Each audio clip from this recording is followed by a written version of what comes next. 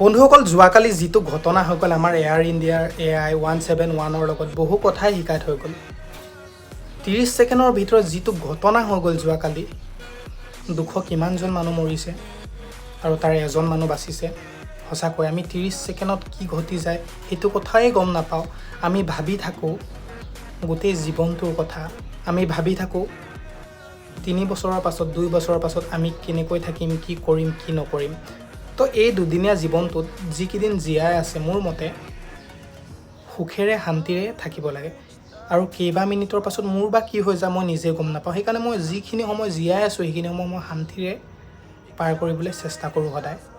তাকে আপোনালোকক এটা কথাই কওঁ, মানুহৰ এই দুদিনীয়া জীৱনটোত অহংকাৰ কৰি লাভ নাই। মোৰ মতে যোৱাকালি যিটো ঘটনা হৈ গ'ল, যিখিনি মানুহ মৃত্যু হৈছে, তেওঁলোকৰ আত্মা শান্তি পাওক, তাকে ভগৱানৰ ওচৰত প্ৰাৰ্থনা কৰিছোঁ।